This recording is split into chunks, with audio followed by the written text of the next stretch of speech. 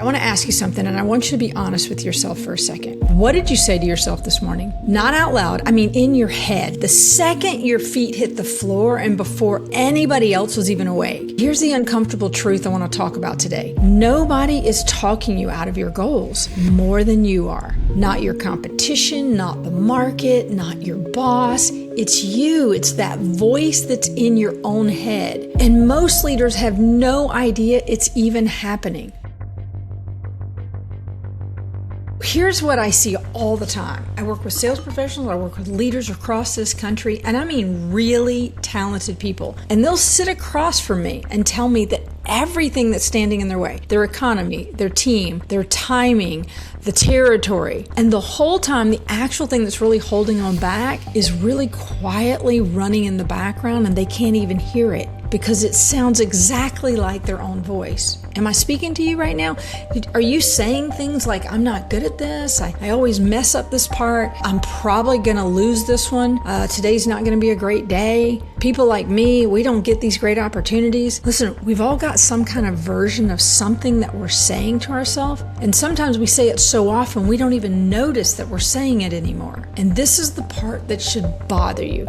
Not that you have a negative thought now and then. Everybody's got that. It's that you've rehearsed it, you've repeated it so many times it stopped sounding like an opinion and started sounding like a fact. There is something that psychologists call the illusion of truth effect. And what it shows is wild. The more often you hear a statement, the more your brain believes it's true. Whether it's actually true or not doesn't even matter. Repetition alone makes it feel true. They have studied this, that a weak message you hear over and over starts to beat out the strong message that maybe you've only heard once, just from repetition. All right, so think about this. You've learned multiplication tables as a kid, right? How'd you learn them? Not because somebody told you once, it's because you learned them over and over and over. And I had a third grade mom who taught multiplication tables, right? That's when you learn it in your third grade. And to say I repeated it 100 times is an understatement, but I'll never forget them because of the repetition. So now I want you to ask yourself, what have you been repeating to yourself every single day for years? Because by the same rule, you've made it automatic. You've built a belief the exact same way you built your timetables or remembered your timetables. You just may have built the wrong one, that wrong message.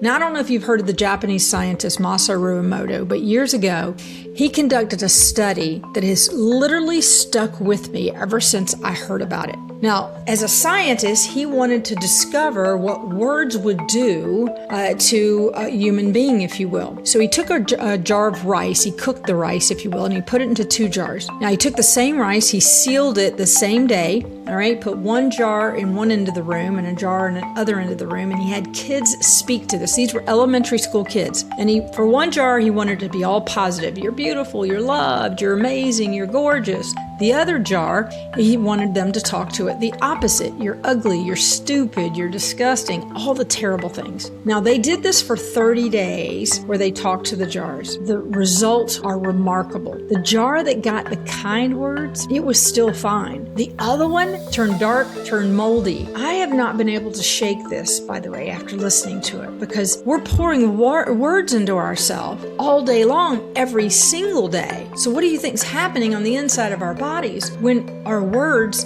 are always negative?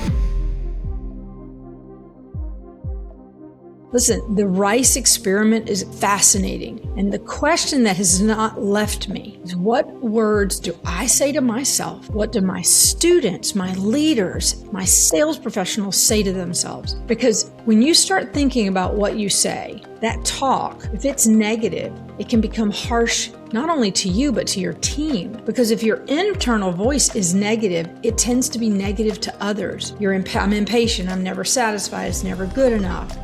I promise the energy that's walking into the room with you, your people feel it before you ever speak a word. By the way, it works the other way too. I learned this in coaching a young woman where bright, talented, so much potential. And she said to me, listen, I know I'm average. And I just stopped in my tracks.